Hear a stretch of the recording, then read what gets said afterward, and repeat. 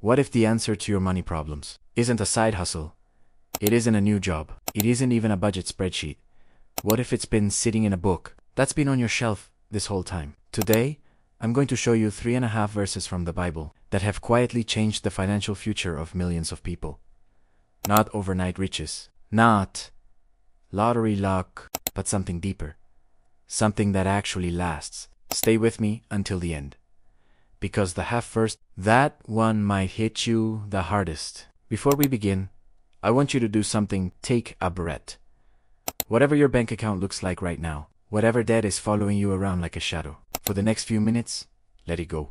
Because these words were written thousands of years ago, and they still know exactly what you're going through. The plans of the diligent lead to profit, as surely as haste leads to poverty.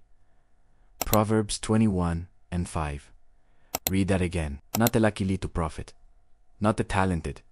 Not the lottery winners. Diligence. This verse isn't talking about working harder until you collapse. It's talking about something so many of us have lost in this fast, impatient world. Patience, haste leads to poverty. Think about that. The desperate decisions, the impulsive purchases, the get-rich-quick schemes you clicked on at 2 a.m. because you were scared.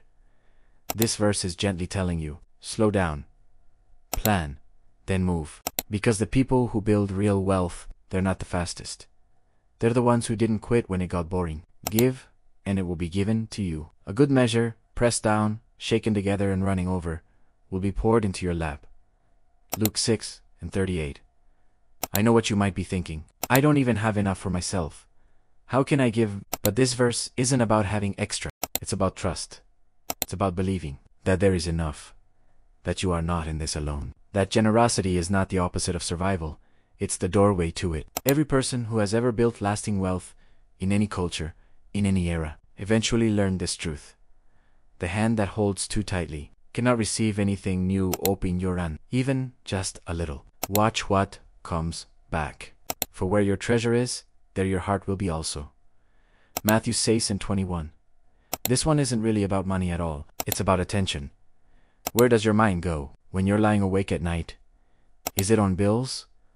On fear? On comparing your life to someone else's highlight reel? Your heart follows your treasure. So ask yourself, honestly, what have you been treasuring? Because if your treasure is fear, your heart will live in fear. But if your treasure becomes purpose, peace, and people, your heart will follow that instead. And strangely, that's where real financial peace begins. Not in the number on your screen.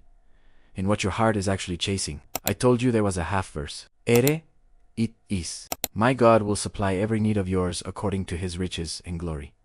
Philippians 4:19. I only gave you half, because the first half of that verse is something most people never even read. It says this, and my God will supply, not loan, not lend. Not, maybe, if you're lucky.